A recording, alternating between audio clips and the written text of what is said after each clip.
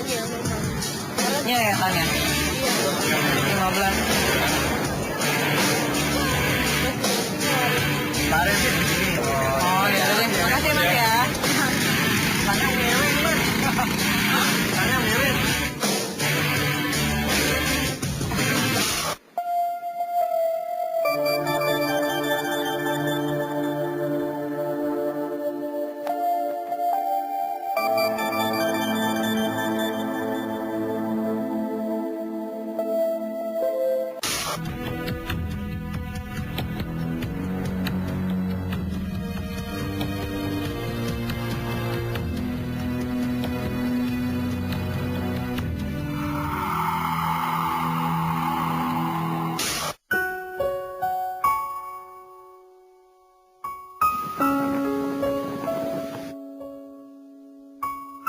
Legenda penguasa Laut Selatan masih banyak dipercaya oleh masyarakat di pesisir selatan Pulau Jawa hingga sekarang. Perwujudannya digambarkan sebagai sosok perempuan yang sangat cantik. Orang mengenalnya sebagai Nyi Roro Kidul dan Nyi Blorong.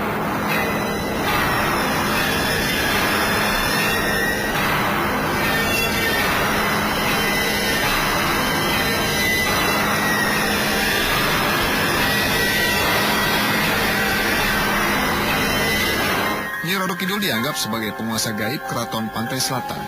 Sementara Nyi Blorong adalah petinggi di jajaran Segara Pantai Selatan. Nyi Blorong dikenal sakti. Banyak orang percaya dengan kesaktiannya bisa mewujudkan keinginan manusia. Tapi dengan syarat, sang punya keinginan harus mau bersekutu dalam sebuah ikatan perjanjian di antara keduanya. Penampilan Nyi Blorong yang seperti ratu dengan berpakaian serba hijau banyak memikat pemujanya. Namun, di balik semua yang terlihat, Nyi Blorong adalah perwujudan dari separuh manusia dan ular raksasa pada tubuh bagian bawahnya. Ada syarat yang harus dilakukan oleh manusia pemujanya yang ingin bersekutu dengan Nyi Blorong, termasuk nyawa sebagai tumbalnya. Lokasi yang disebut-sebut menjadi tempat pemujaan terhadap Nyi Blorong berada di Pantai Parangtritis atau Pantai Parangkusumo di Kabupaten Bantul, Daerah Istimewa Yogyakarta. Parangkusumo ini merupakan gerbang atau pintu masuk untuk menuju ke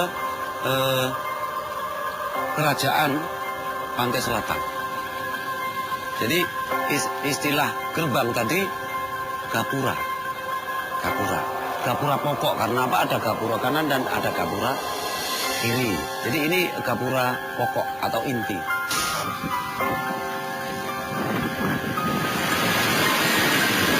Banyak orang yang datang ke Pantai Parangtritis atau Parangkusumo untuk melakukan ritual. Tujuannya bermacam-macam. Tidak hanya meminta kepada Nyi Roro Kidul, tapi juga meminta kepada Nyi Blorong. Kami menelusuri berbagai tempat di pantai Laut Selatan demi mengungkap mitos yang terkandung dari cerita mistik Nyi Blorong.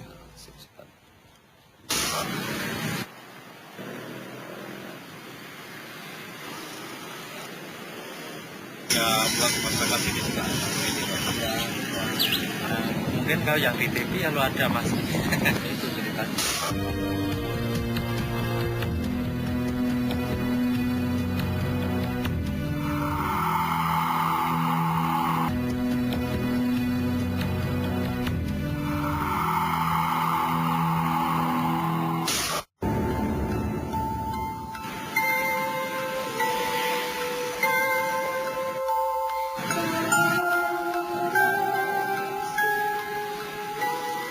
Untuk mengetahui gambaran sosok Nyi Blorong yang masih dipercaya oleh warga, kami menggali informasi dari masyarakat.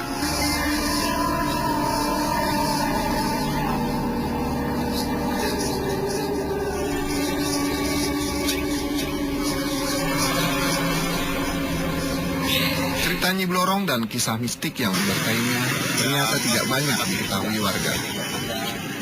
Mereka hanya tahu sosok Nyi Blorong adalah perempuan cantik dengan berpakaian serba hijau.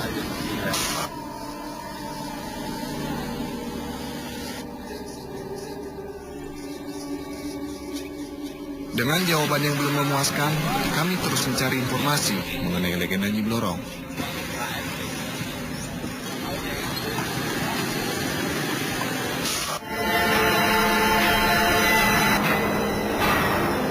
Nyi Blorong digambarkan sebagai sisi negatif dari seorang ratu yang bisa memenuhi keinginan pemujanya. Berbeda dengan Nyi Roro Kidul.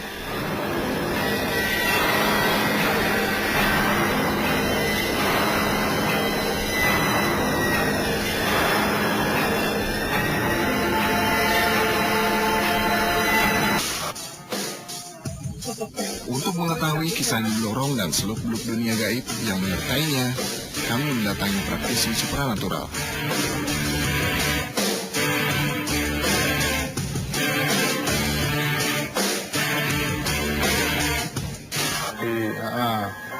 Posisi dia itu panglima itu kan di sana tuh ada siapa aja sih, Mas? Ya di sana kan istilahnya di pinggir-pinggir pantai itu kan apa ya istilahnya? Laut Selatan itu kan penuh, bukan di Parangkusumo aja maksud saya. Di seluruh wilayah pantai selatan itu di pinggir-pinggir itu penuh dengan istilahnya kepala rayon lah kalau di pemerintahan. Ya itu pas di situ orang minta kayak pesugihan, kayak mau naik jabatan itu yang dia yang istilahnya yang turun tangan di situ, bukan ratu gitunya bukan. Istilahnya nggak asal orang ke situ bisa ketemu terus bisa bernegosiasi dengan Nyi Blorong nggak sebegitu mudah gitu. Ya itu rentetan dari puasanya gitu. Misalnya puasa dulu minimal ke sana dulu, main ke sana dulu, puasa dulu di sana. Berapa Kak? 40 hari atau berapa? Nanti kalau udah itu kan ditemuin Mas, temuin. Kalau udah diketemuin ya nanti ada kesepakatan lah antara yang minta sama Nyi Blorong. Ya, nanti tergantung permintaan apa biasanya. Habis itu terus bikin sajen, itu ritualnya. Bikin sajen seperti labuhan kecil. Labuhan kecil untuk apa ya istilahnya caos daer lah ke Nyi Blorongnya itu. Itu kan Nyi Blorong kan semacam panglimanya itu. Panglima istilahnya yang menguasai pinggiran-pinggiran pantai itu. Kalau tinggian ini kayaknya sama-sama itu. Istilahnya apa ya? Cenderung ke nggak baiknya itu loh. Sama-samanya itu mungkin. Tapi kalau pengaruhnya juga sama-sama jahat kayaknya.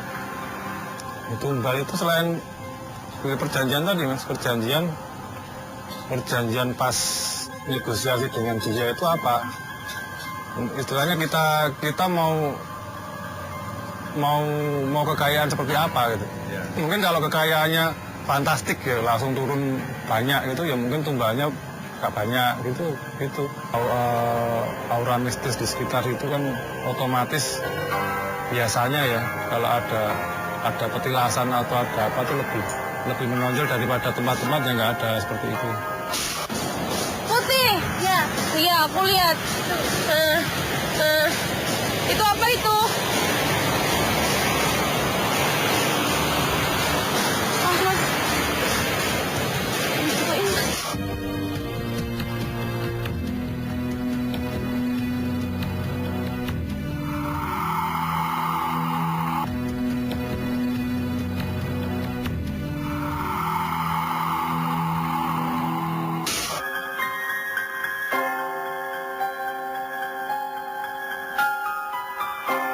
Pantai Parangtritis dan Parangkusumo merupakan salah satu tujuan objek wisata yang ada di Yogyakarta. Banyak pengunjung yang datang untuk berwisata.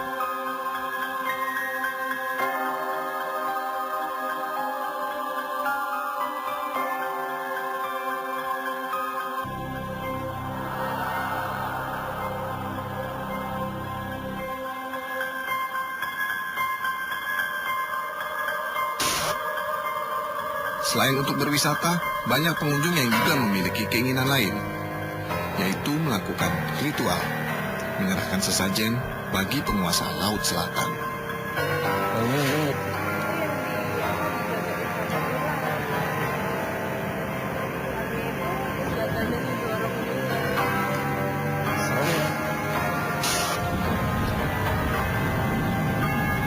Kami mencari informasi seputar Pantai Parangkusumo yang sering digunakan untuk ritual dunia gaib. Ini bekas untuk kan di situ sudah ada keterangan bahwa Kanjeng Ratu Kidul ini penguasa Laut Selatan.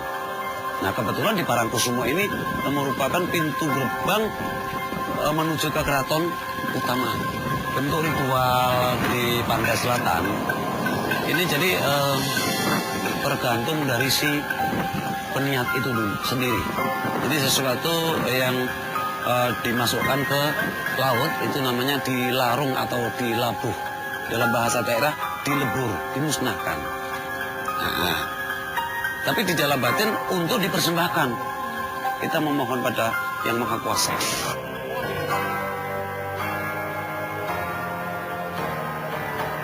Informasi yang kami dapat dari warga, Pantai Parangkusumo terkenal dengan keangkeran serta mitos kehidupan dunia gaib penunggu pantai selatan.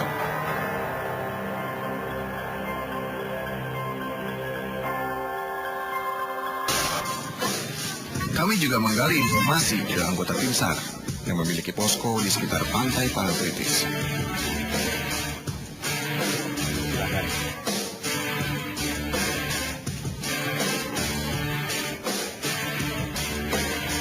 MTS Magelang itu hampir 100 siswa. 100 siswa itu yang dapat kami selamatkan, yang meninggal itu 8. Yang 8 yang lain bisa kami selamatkan. Nah, yang dapat kami selamatkan itu ceritanya padahal anak-anak MTS, ceritanya hampir sama. Jadi ngelihatnya bukan lihat laut, ngelihatnya itu jalan aspal. Setelah sampai di pintu gerbang, itu pintu ditutup, mau masuk keraton nggak boleh sama penjaganya. Itu sampai sekarang alur ceritanya sama. Terjadi kecelakaan laut yang jenazahnya terjepit karang di ujung timur Parangdok. Itu karang sudah dipecah, pasir sudah dikeruk. Jadi si jenazah itu sudah tidak nyentuh apalagi. Ternyata sampai sehari semalam itu belum bisa kami ambil. Sampai kami ikat di karang. Nah setelah malam diadakan doa bersama, tabur bunga, alhamdulillah jenazah langsung bisa kita ambil. Langsung bisa kami evakuasi.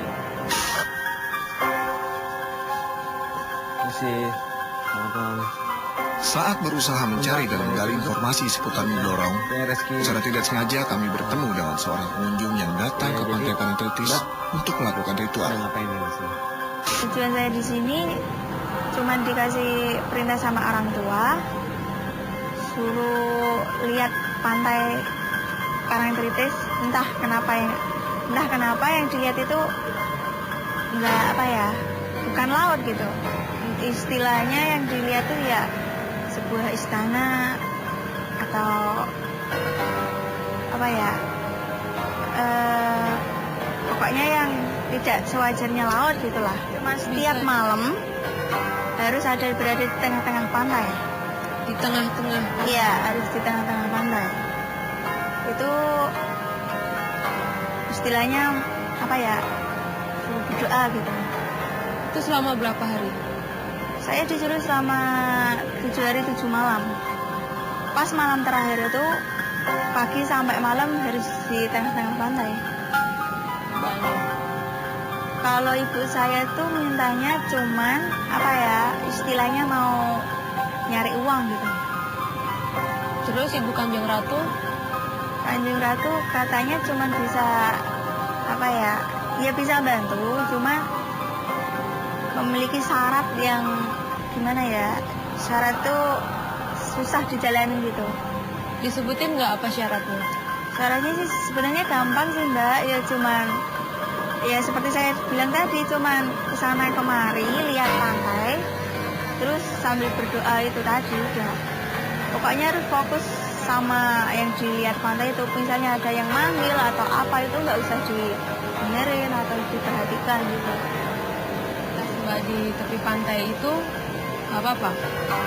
Ya nggak apa-apa sih Mbak. Yang penting apa ya? Ya ikut nggak apa-apa, cuman yang penting misalnya saya suruh jangan terlalu mendekat itu apa, pokoknya harus nuruti kata-kata saya gitu. Jangan terlalu mendekat sama air gitu. Ya. Nanti sekitar jam 9. Ya sekarang kita udah berada di Pantai Parangkusumo ini.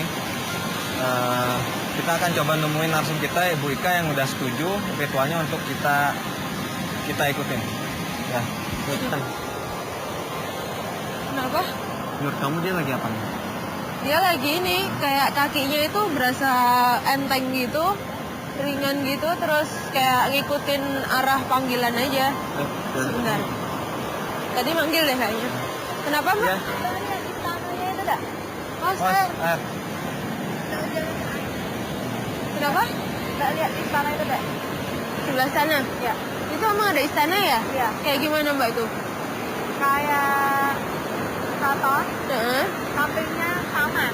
Oh, jadi sini taman ya? Iya. Sebelah sana keraton. Iya. Keratonnya kayak gimana tuh Mbak? Ya, kayak candi gitu, banyak candi.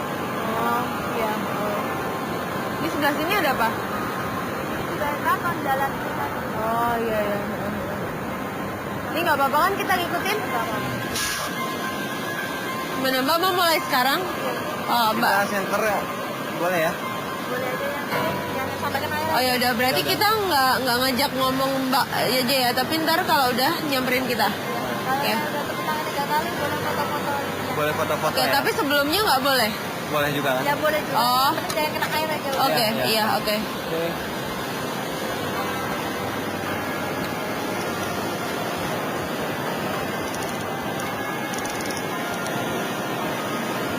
Selama 2 hari 2 malam berada di pantai Parangtritis, Eka hanya berjalan kaki menyusuri pantai.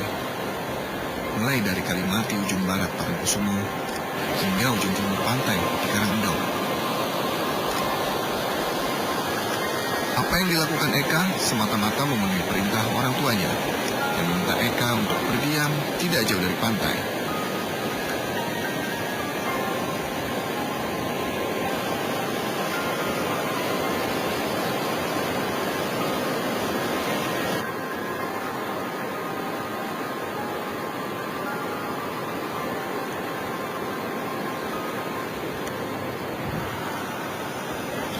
Dalam melakukan ritual di pantai Parangtritis, Eka melihat berbagai penampakan gaib, seperti kerajaan yang ada di laut.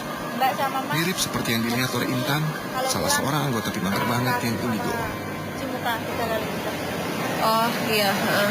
Tadi Nyi Blorong datang. Iya datang. Terus ngapain aja tuh Mbak? Tadi dia nanya sama saya, Mas sama Mbak kesini kenapa?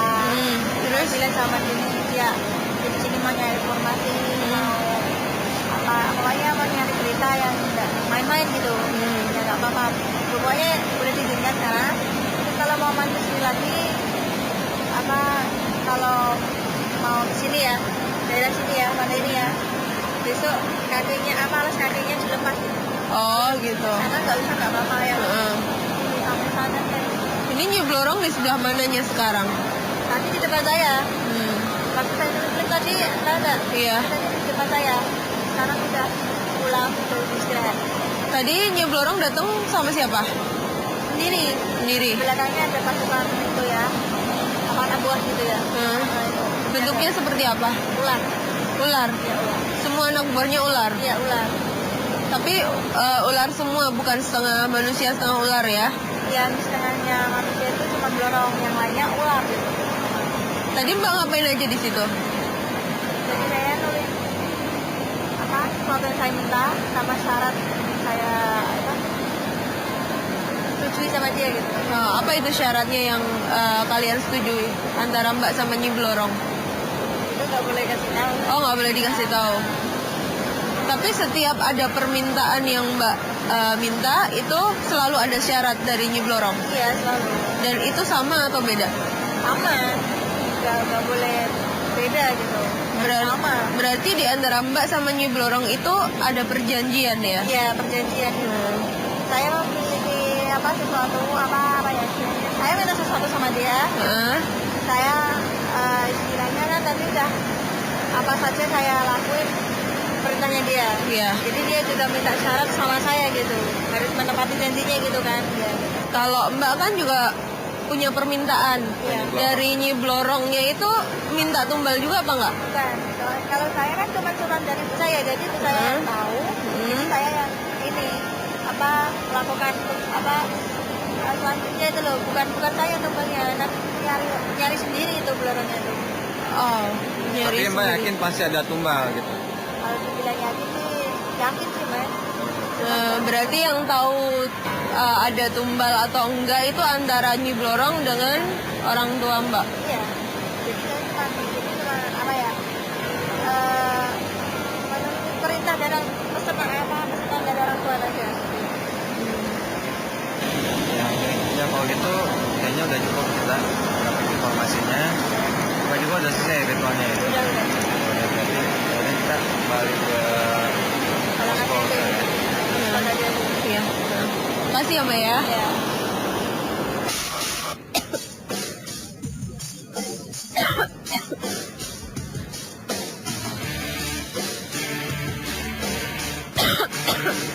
Mau minum nggak?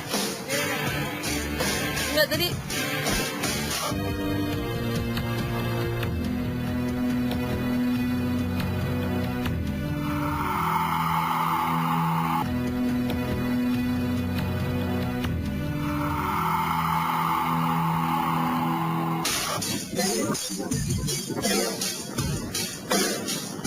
Hari sudah senja.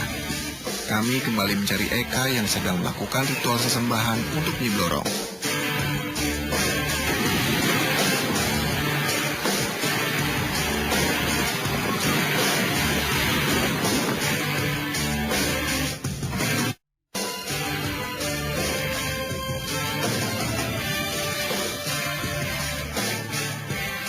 Ya sebenarnya dia tuh cerita dianya ya, dia tuh diajak orang tuanya ke fantasinya Parangtritis untuk liburan.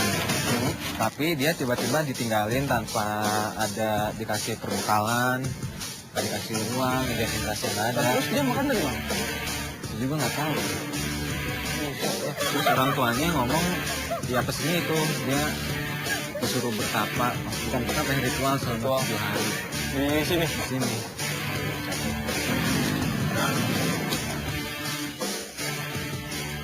Assalamualaikum Pak. Kami mulai penelusuran dengan mendatangi kantor tim SAR Parangtritis. Dari Jakarta Pak. Ini teman-teman saya. Ini kemarin mungkin nggak pernah ketemu Pak.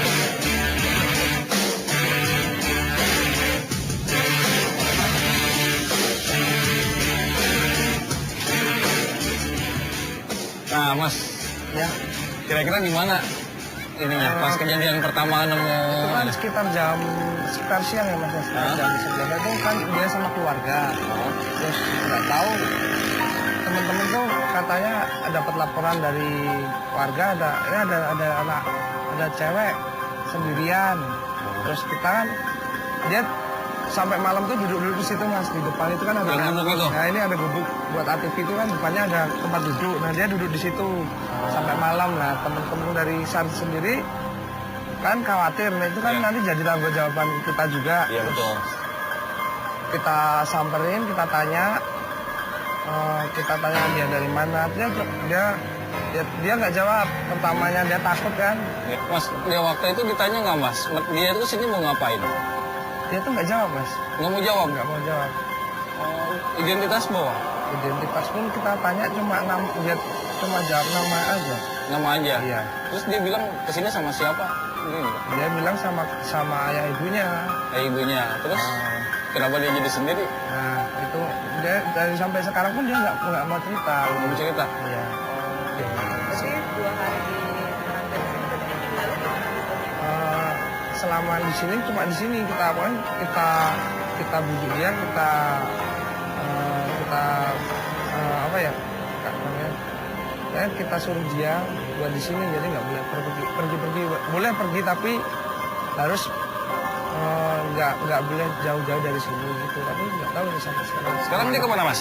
Nggak tahu Mas. Dan Nggak tahu ya? pagi tadi udah nggak ada dia. Dari pagi nggak ada? Iya, dari pagi udah nggak ada. Yaudah kalau gitu saya coba nyariin dia dulu, Oh, Mas. iya. Dia siapa tahu bisa menggali informasi. Iya. Makasih banyak, Mas. Ya, Ya. ya. Berdasar informasi yang kami dapat dari kantor SAR, Eka akan melakukan ritual saat hari mulai gelap dan pengunjung mulai sepi. Kemudian masih ada, pokoknya kita cari sampai malam, sampai dapat kita ajak. Kita ikutin lagi dia malam kayak gimana. Oke. Gitu ya. Satu tim sebelah kanan, satu tim sebelah kiri. Misi Bu, maaf Bu, mau tanya Ibu suka lihat cewek yang ini enggak? Enggak. Pernah lihat ya, Bu? Pernah melihat? Enggak, seperti yang kayak gini, ciri-cirinya. Di film deh. Ini Bu, saya ada pesannya Bu, Ibu pernah lihat nggak? Jadi, makasih Bu ya.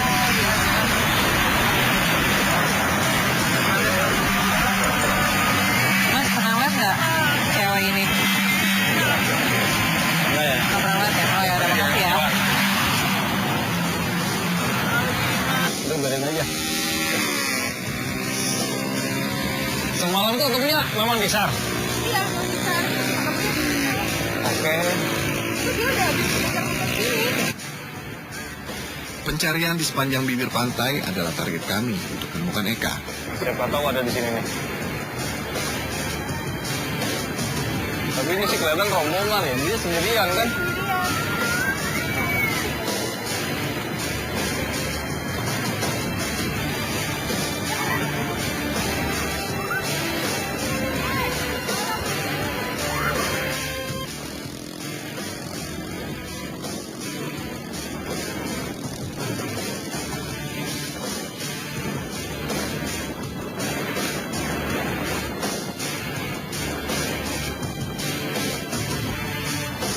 Gue nih, gimana nih? Tadi kita udah keliling bang. Hah? Sepanjang pantai ini bertiga. Terus? Tapi ada beberapa orang tuh yang pernah melihat dia di sini. Salah satunya pernah terlihat di depan sini. Di gubuk ini, yang dekat ATP ya? Iya. Jadi situ memang dia tempat awal kan, ditemukan sama SAR kan? Oh, Iya, di Pengamen juga pernah Pengamen? melihat. Nah, terus selain Pengamen? Pengamen udah itu aja. Iya, karena kan mereka sering kesini kan. Tapi belum ketemu ya? Tadi juga kita ke arah timur sama, belum ketemu ya tadi ya? Ada satu sih yang mirip begitu diliatin juga bukan. Bukan. Iya. Tapi gimana kalau kita coba hubungin dia aja Mas? Kan Mas Reki punya kontak. Ada nomor kontaknya? Iya. Yaudah kita coba kontak, terus kita tunggu sini. Nanti pokoknya malam ini kita standby di sini cari dia. Setelah beberapa saat menunggu di pantai Parangtritis, kami belum juga berhasil menemukan Eka. Ya, nanti kita lihat ya. Ya mungkin kalian berdua dulu. Akhirnya kami memutuskan untuk menuju pantai Parangkusumo, di mana Eka mulai melakukan ritual sesembahan. Saat memasuki pantai Parangkusumo, kami melihat banyak orang yang sedang melakukan ritual. Ketika hendak melewati segerombolan orang yang sedang melakukan ritual, tiba-tiba Intan menghindar untuk lewat di depan mereka. Kenapa Tan?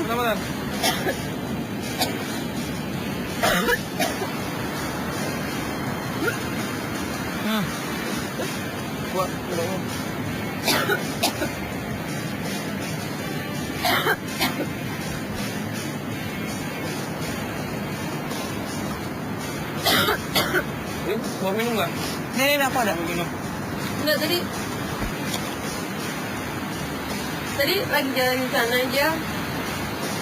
Kan ada segerombolan orang lagi ritual ya. Itu yang depan sendiri lagi nembak ke sana mau ambil sesuatu dari pantai. Dan dia nembaknya di sini.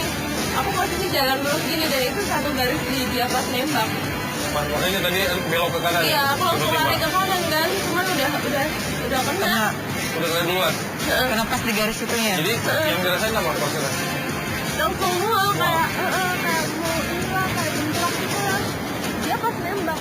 Dia di panjang pantai ini, cuman ada titik-titik tertentu yang orang itu cuman di titik-titik ini.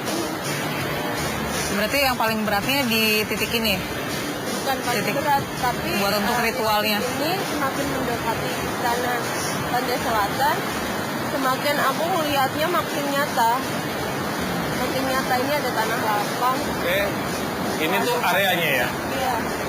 Kalau kita lihat dari kondisi pantainya sih memang ini datar.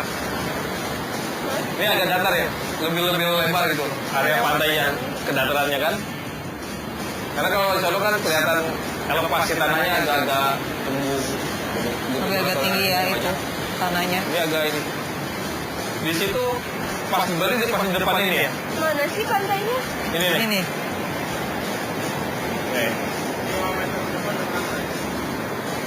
Karena aku melihat, Buat ke pantai lah. karena aku melihatnya ada tanah lapang, Ah, luas banget, ah. tepat di depan aku, lurus dari lurus jalan ke Tapang.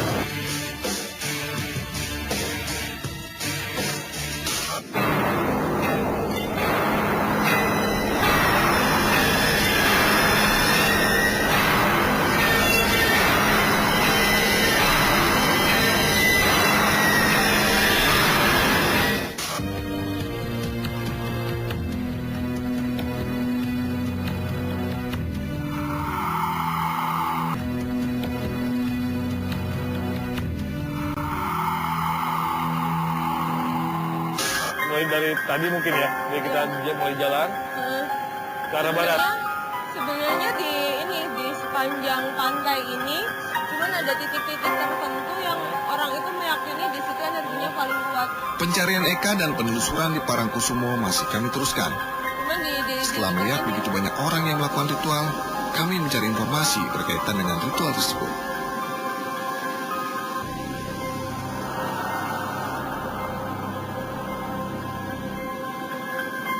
Suasana pantai yang gelap tidak memungkinkan bagi kami untuk mendapat gambar yang lebih baik.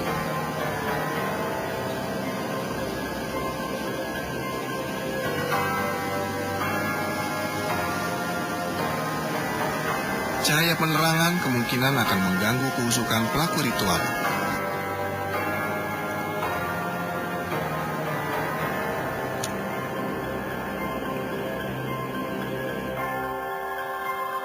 Hasil pemotretan di dalam kegelapan, terlihat beberapa kelompok orang yang sedang melakukan ritual menghadap Laut Selatan.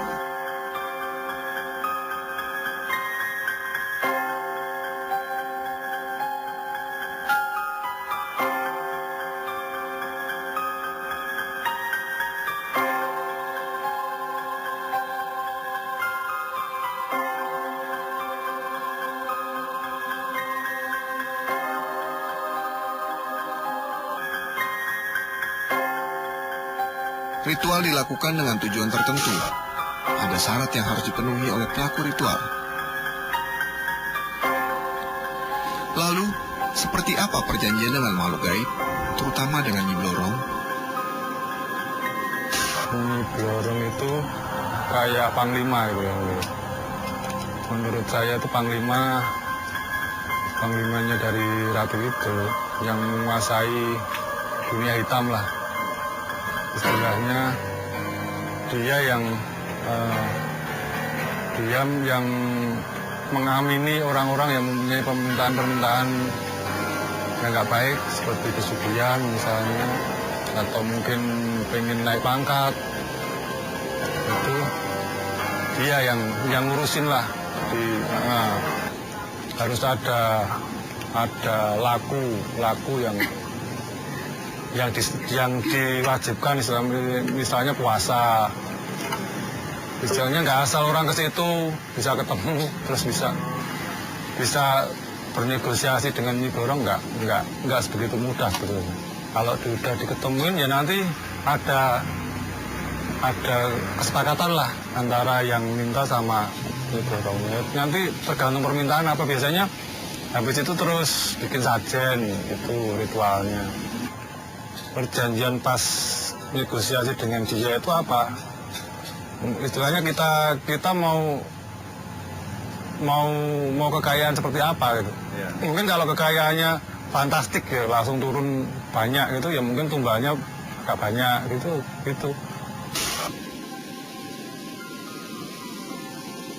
Apa hukumnya jika seseorang melakukan persekutuan dengan makhluk gaib dengan maksud tertentu tersebut?